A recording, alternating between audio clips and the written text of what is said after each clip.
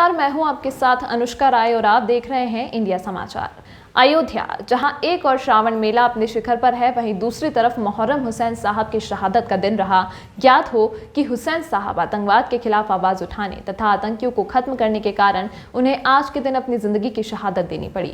इन्हीं की याद में ताजिया निकालकर करबला में दफनाने की परंपरा चली आ रही है। ये दोनों त्योहार अयोध्या सीओ डॉक्टर राजेश तिवारी एवं रेजिडेंट मजिस्ट्रेट संदीप श्रीवास्तव की सूझबूझ से बहुत ही शांत ढंग से श्रावण मेला और मुहर्रम संपन्न हुआ। ऐसा पहली बार हुआ है कि इस बार मुहर्रम में किसी भी प्रकार के अपशब्दों व भड़काऊ शब्दों का प्रयोग नहीं हुआ। इसका श्रेय यदि प्रदेश में योगी आदित्यनाथ जी को जाता है तो अयोध्या में सीओ साहब और आरएम साहब को मिलता है। करबला में है जहाँ पे हुसैन साहब की ताजिया को दफनाया जा रहा है। और अभी जो साहब ने बताया कि बड़ी अच्छी बात बताई, अल्लाह और इंसानियत दो चीज़ अलग है। अल्लाह तो एक है और इंसानियत जो थी वो हुसैन साहब में फूट फूट के भरी थी। और गंगा जमुनी तहजीब की एक चर्चा भी हमने किया, सज्जन ने किया कि जो राजा विक्रमादित्य समय में और हुसैन साहब में एक जो संबंध था वो गंगा जमुनी तहजीब उसी समय चला रहा है। तो मैं सबसे पहले आपसे चर्चा करूँ सर कि आज जो है ये मुहर्रम के दिन हुसैन साहब की जो है उनके याद में जो ताजिया दफनाया जाता है उसका जो है एक थोड़ा हमको क्या बताइए, क्या फार्मूला क्या है?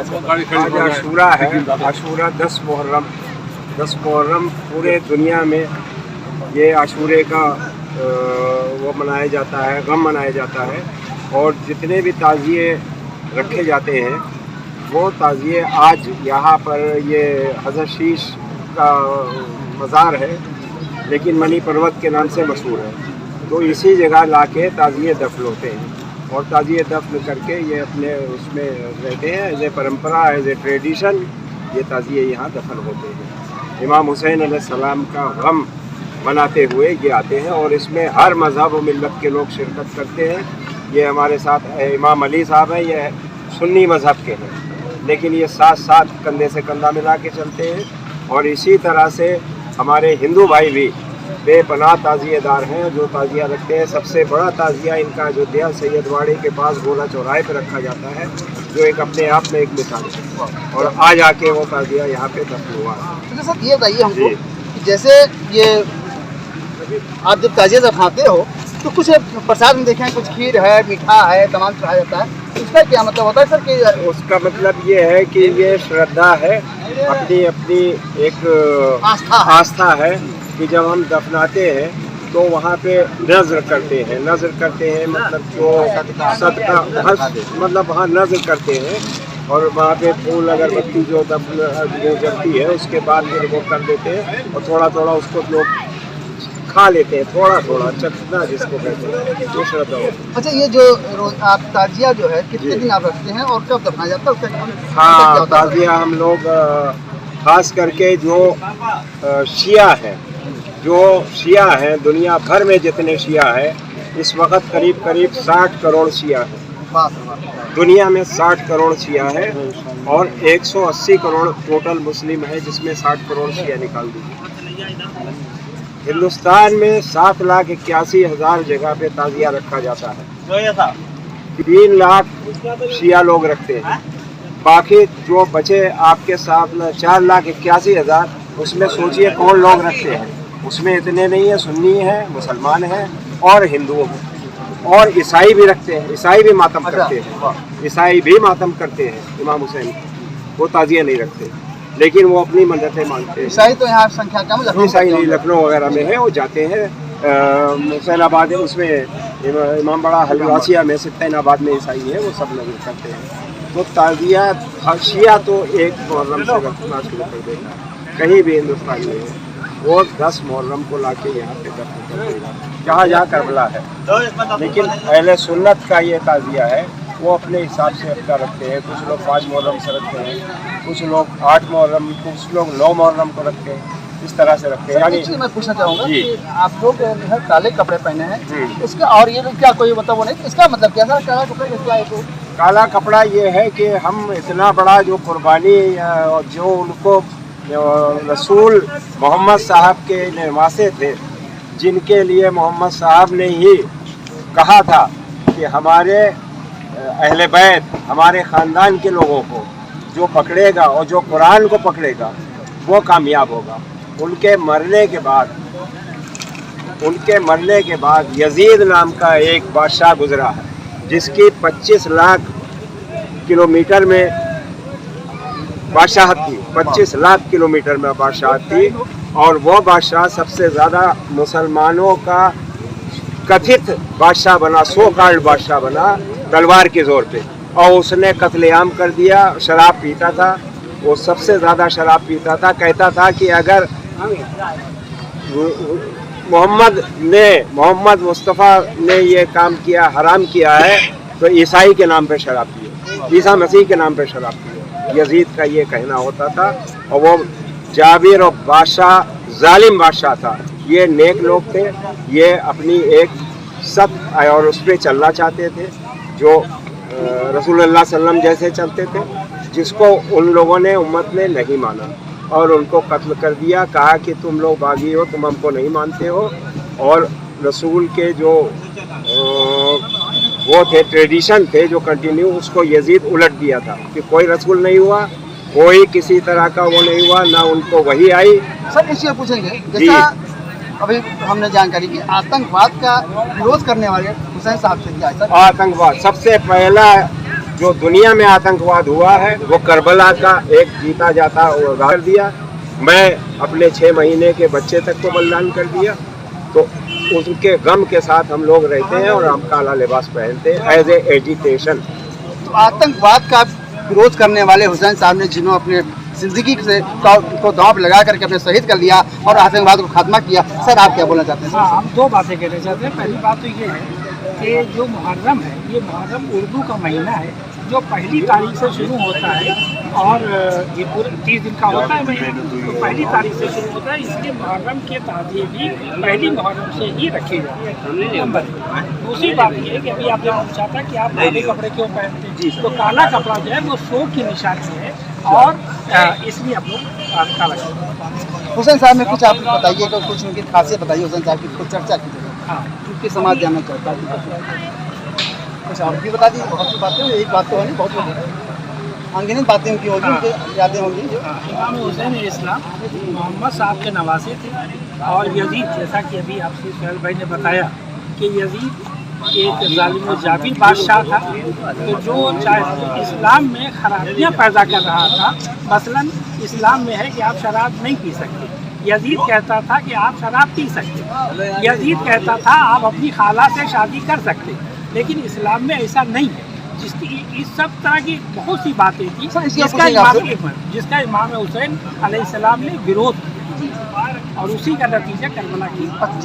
अच्छा, ये सर हसन हुसैन, हाँ, 2 भाई थे सर, उनके विषय में कुछ आप चर्चा करेंगे? हाँ, हसन साहब का क्या था, हुसैन साहब का क्या था? उनके रास्ते अलग अलग थे क्या? सभी के रास्ते एक है।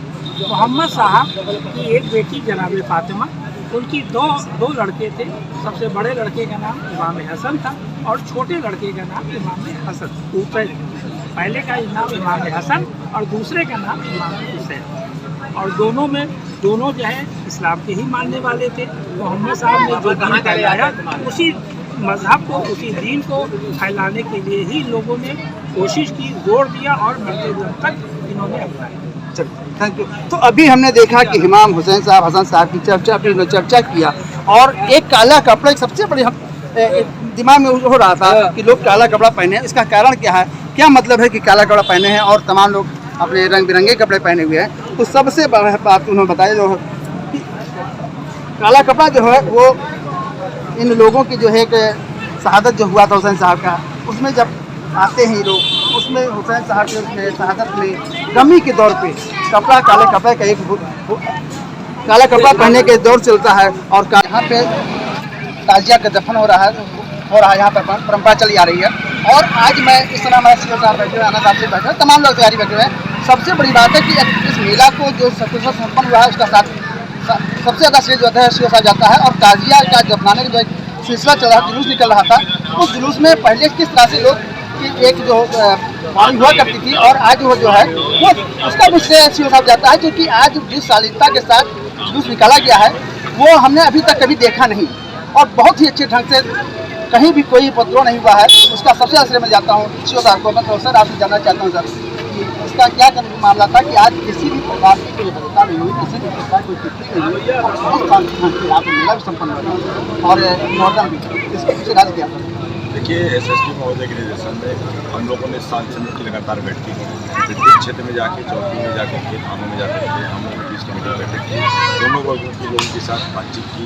जो डिस्प्यूटेड मामले थे उनको तत्काल देखा गया, सुना गया, रास्तों को देखा गया, आने जाने वालों से बात की गई। पुराने जितने प्रकरण थे, कभी ऐसे इतिहास ऐसा आगा नहीं रहा है, कभी कोई बेहद गंभीर मामला रहा हो, फिर भी हम लोगों ने पुराने इतिहास को देखा और त्यौहार रिश्तेदारी को देखने के बाद ये निष्कर्ष निकाला गया कि लोगों से बातचीत की एकमात्र रास्ता है जिसके माध्यम से हम सभी यहाँ पे शांतिपूर्ण ढंग से सभी त्योहारों को संपन्न करा सकते हैं।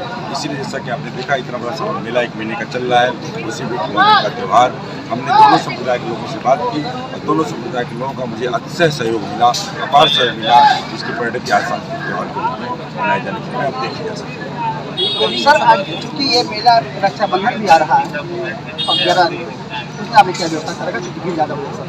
जैसा लोग बता रहे हैं कि 15 से 20 लाख की भीड़ बाइक होती है, तो इसके लिए जैसा कि मेला चल रहा है लगातार लगातार है, सेक्टर में इसकी लागू है, पूरे आयोजन का प्लान हमने कर रखा है और पार्किंग की विशेष व्यवस्था की गई है। हर रोड के लिए अलग पार्किंग चिन्हित की गई है, तो सारी तैयारी हम लोग कम्प्लीट है। CCTV कैमरे लगाए हैं, ड्रोन से हम लोग लगातार निगरानी रख रहे हैं हर जगह पे।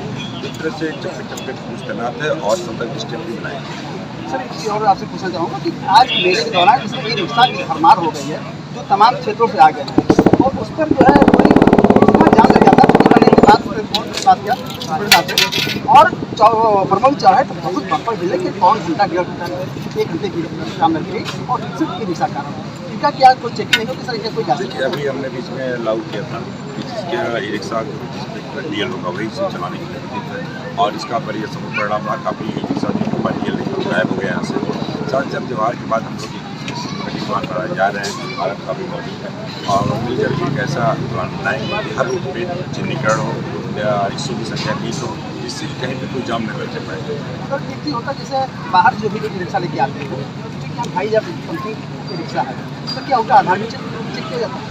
देखिए, आधार चेक करने का ऐसा कोई राइट नहीं है, लेकिन यह है कि उनके कागज़ चेक किए जाते हैं कि वह DL है, गाड़ी का लाइसेंस है, पुलिस सर्टिफिकेट है, रिक्शा ऑलरेडी इलेक्ट्रिक है, पुलिस है, फिर भी सारे कागज़ चेक किए जाएंगे और आगे चल कर हम लोग परिवहन विभाग के साथ टाइप करते हैं और प्रशासन से अपील करते हैं। एक पॉलिसी बनाने की तरफ हम लोग बात कर रहे हैं, सोच रहे हैं, जिससे कि यहाँ पे आने वाले समय में जो इस संकट की भरमार हो रही है, अक्सर आप लोगों की शिकायतें रहती है कि यहाँ पे जाम लगता रहता है, तो इसको हम लोग दूर करेंगे।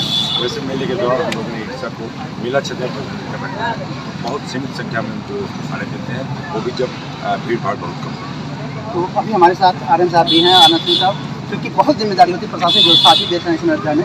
तो सर, इसमें बताइए मेले के दौरान आप क्या व्यवस्था कर रहे हैं और सामान वाले उस दिन जो है जैसा कि अभी CO साहब ने बताया, रक्षाबंधन वाले दिन विशेष व्यवस्था रहेगी, नगर निगम के कर्मी तैनात रहेंगे, पुलिस पर्याप्त मात्रा में लगी हुई है और आसानी से जैसा अभी तक मेले में चला है, कोई भी प्रॉब्लम वैसे ही मेला कराने का प्रयास रहेगा और आशा है कि वैसे सर कुछ और जो चक्के ज़्यादा आ गए हैं आप जिस तरह हैं, तो उसमें चाहे किसी का मामला हंगामे में आगे रहता है, तो इस पर आप दोनों थोड़ा सा है क्या फायदा कोई है वहाँ पे ये हो जाता है जो लोग बताया और वो लोग वहाँ पे सकते भी कड़ी सतर्क दृष्टि बनाई गई है। वो भी ऐसी घटना अगर होती है तो करने का प्रयास किया जाता है, पूर्व में पकड़े भी गए हैं लोग और भविष्य में प्रयास भी किया जाएगा कि ऐसा कुछ भी ना हो। चप्पे चप्पे पे नजर पुलिस प्रशासन। तो हमारे RM साहब और क्षेत्राधिकारी CO साहब यहाँ पे हैं और इन लोगों ने जिस तरह से आपने इस मेले को और इस मुहर्रम को संपन्न कराया है और रक्षाबंधन वाले दिन लगभग 10 से 15 लाख भीड़ आने की संभावना है और CO साहब ने उसकी RM साहब ने पूरी प्लानिंग कर लिया है कैसे किस तरह से उसको संपन्न कराया जाएगा। अयोध्या से डी एस हमारे जो है यहाँ की युवा नेता हैं और मुस्लिम समुदाय के तमाम समस्याओं से आप रूबरू कराते हैं लोगों को और हर समस्याओं से लोगों को बताते हैं और जो भी दिक्कतें होती है उसका जो है निदान भी जो है एक सुझाव भी देते हैं। तो मैं सबसे पहले जानना चाहता हूँ सर, आज जो है आप तो काफ़ी अर्से देख रहे हैं हिंदू गंगा जमुनी तहजीब की जो है एक मिसाल जो है उस पर थोड़ा सा बोलिए, आज के दिन में क्या स्थिति है? देखिए, आज गम आशूरा का दिन है और गम और इसको हिंदू मुस्लिम सभी मिल करके मनाते हैं। कितने हिंदू भाई लोगों की ताज़िया भी गई है और चूँकि रास्ता इतना दयनीय स्थिति है, इस वजह से काफ़ी लोग खाना खाने में धीरे धीरे लोग टूट करके आ रहे हैं। रास्ते पूरे ख़राब है, इस वजह नहीं आ पा रहे हैं। और ये ऐसा मुहर्रम का महीना है जिसको इमाम आले मुकाम ने ये बता दिया है कि सब्र क्या चीज़ होती है, और इस्लाम की शरीयत बचाने में अपना पूरी तरह से अपने पूरे कुनबे को शहीद करा दिया। ठीक है, तो इसकी उन्हीं की याद में आज जिक्र शुहदाए करबला की महफिल यहाँ सजी थी और काफ़ी लोग यहाँ पे इकट्ठा भी थे, हिंदू मुस्लिम सभी भाई थे, क्योंकि मेले का दौर भी चल रहा है। काफ़ी हिंदू भाई और मुस्लिम भाई की जो छोटे मोटे यहाँ पे है उनकी दुकानें हैं, अपना हर कोई रोज़गार में लगा हुआ है।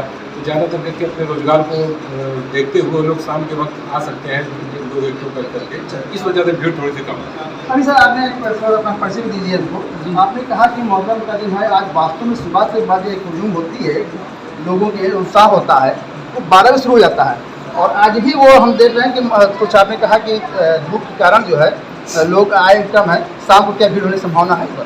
जी अस्सलाम वालेकुम, मैं हाफिज़ वकील अहमद आस्ताना आलिया सीस रईस राम का मैं खादिम हूँ और यहाँ पर मैं देख रेख हमेशा करता रहता हूँ। और आपने जो मुझसे पूछा कि आज भीड़ और उत्साह कम क्यों है, पहले बात तो ये है कि रास्ते में बड़ी दुश्वारियाँ हैं, क्योंकि जो है ब्रिज बन रहा है, रास्ता बंद है, गाड़ियाँ 4 व्हीलर जो आ नहीं सकती हैं और लोगों को आने में ये दिक्कतें हैं, रोड यहाँ की भी ख़राब है और उत्साह अभी शाम को भीड़ और बढ़ेगी। इस मुहर्रम में कहाँ लोग शिरकत करते हैं ताजिया में? जी यहाँ इस मुहर्रम यहाँ इस करबला में जो है कुसमाहा है, आशापुर है और रानोपाली, हैबतपुर, मोहतरम नगर, आरा खान, दर्शन नगर, अलकारा कुरवा, यहाँ अयोध्या, गुड़ियाना, कुटिया, कई मोहल्ले के लोग यहाँ पर अपनी ताजिया को लेकर आते हैं और ताजिया को यहीं पे जो है दफन करते हैं। आपको ताजिया लाने में कहीं कोई समस्या हुई? जी नहीं, कोई समस्या नहीं होती है लाने में कभी भी, और ज़माने से आ रहे हैं, कभी कहीं कोई समस्या नहीं होती है। तो अभी हमारे पास एक मौलाना साहब और हैं जो हमारे यहाँ अजीज हैं और सर अपना चूँकि दफनगर बिलोंग करते हैं अकबरा सर, तो वहाँ पे आप बताइए कि इस समय जो है मुहर्रम की जो है दिन है, उसका क्या थोड़ा तो सब बोल दीजिए आप। मुहर्रम का दिन महीना जो है आज का यौम आशूरा का दिन है। आज का दिन बहुत मुबारक है, ये बहुत मुबारक महीना है, इतना ज़्यादा मुबारक महीना है, इतना ज़्यादा मुबारक महीना है कि हर इंसान कोई अगर बताना चाहे तो बताने से कासिर रह जाएगा। इतनी अज़मतों, मर्तबों, सलाहियतों वाला ये महीना। आज ये मुहर्रम का 10वां दिन जो है यौम आशूरा, इसी के दिन हज़रत आदम अलैहिस्सलाम की तौबा कबूल हुई। इसी दिन हज़रत अय्यूब अलैहिस्सलाम को, हज़रत अय्यूब अलैहिस्सलाम जो है बीमारी से शिफा पाई। अय्यूब अलैहिस्सलाम का मामला ये था कि उनके बदन में कीड़े पड़ गए थे।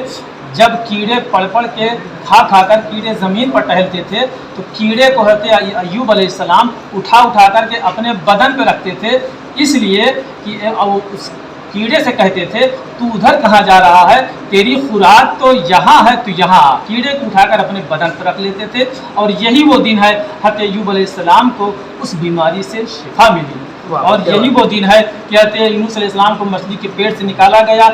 यही वो दिन है जो हज़रत इमाम हुसैन ने शरीयत मुस्तफ़ा को के बचाने के लिए अपना घर दे दिया, कुर्बान कर दिया, सब कुछ दे दिया। और यही हम लोगों का पैगाम भी हम लोग यही कहना चाहते हैं कि हुस्न इखलाक की अनमोल निशानी दे दो, गम से ठहरे हुए दरिया को रवानी दे दो। कोई दुश्मन भी अगर मांगे, गम से ठहरे हुए दरिया को रवानी दे दो। एहसान के तुम इश्क मिशकीज़े से, कोई दुश्मन भी अगर मांगे तो उसे पानी दे दो। क्या बात है। तो मैं खातिन साहब हमारे जो है हिलाल साहब यहाँ की जो कि यहीं के पूरा देख रेख काफ़ी जो विकास कार्य हुआ है आपके संरक्षण में हुआ है, आपके नेतृत्व में हुआ है। तो मैं चाहता हूँ सर कि आज हुसैन साहब का जो है पुण्यतिथि है सर, क्या कहते हैं, शहादत का दिन है। उस शहादत दिन में आप 2 शब्द क्या बोलना चाहेंगे सर? कि चूँकि आज इमाम साहब का जो है बहुत ही अच्छा योगदान रहा है और वो सामाजिक थे वो, तो उसके विषय में क्या बोलना चाहेंगे सर? हज़रत इमाम हुसैन रज़ियल्लाहु ताला आज के दिन उन्होंने अपने पूरे खानदान और सब कुछ अपना जो है इस्लाम के मौका के लिए कुर्बान कर दिया। और ये कुर्बानी कोई छोटी मोटी कुर्बानी नहीं है, ये बहुत बड़ी कुर्बानी है और उन्हीं के कुर्बानी से इस्लाम आज जिंदा है। और हम जो है मतलब आपको चीज़ पूछेंगे यहाँ पे जो हमारे इमाम साहब हैं, क्या नाम है सर? हुसैन साहब। हाँ, हुसैन साहब ने जो है वो तो अभी आपने कहा कि इस्लाम के लिए वो तो सभी धर्मों के ही होंगे ना, उसमें चूंकि सभी धर्मों की बात जहाँ पे है जी वहाँ पे हम ये बता दें आपसे कि हज़रत इमाम हुसैन और राजा विक्रमादित्य के बीच में रिश्ता जो था वो साढ़ू का था। वाह भाई, क्या बात है। और जब जैनुल आबदीन रज़ी अल्लाह ताला अन्हु हज़रत इमाम हुसैन रज़ी अल्लाह ताला अन्हु के बेटे, उन्होंने जो खत लिखा था वो हिंदुस्तान में लिखा था और हिंदुस्तान से एक टुकड़ी वहाँ पे गई थी, लेकिन वहाँ पे जाते टाइम लगा, जिसमें वहाँ पे हज़रत इमाम हुसैन की शहादत हो गई और उस टुकड़ी फिर वहाँ से वापस आई। लेकिन हिंदुस्तान से हज़रत इमाम हुसैन रज़ी अल्लाह ताला अन्हु का बहुत बड़ा रिश्ता है। सर अभी आपने जो राजा ने बताया बहुत अच्छी बात बताया, गंगा जमुनी तहजीब आज से नहीं है, आदि से काल से है, चूँकि उस समय राजा विक्रमादित्य साहब और हुसैन साहब का जो रिश्ता आपने बताया हिलाल साहब ने वो काबिल तारीफ है। और वहीं के पश्चिमों पे आज तमाम मुस्लिम भाई जो चल रहे हैं, हिंदू भाई चल रहे हैं, वो एक बहुत बड़ा सौगात है हमारे देश के लिए, एक बहुत बड़ा जो है संदेश है। और मैं इस समय अयोध्या से धर्मेंद्र सिंह। तमाम महत्वपूर्ण खबरों के लिए देखते रहिए इंडिया समाचार।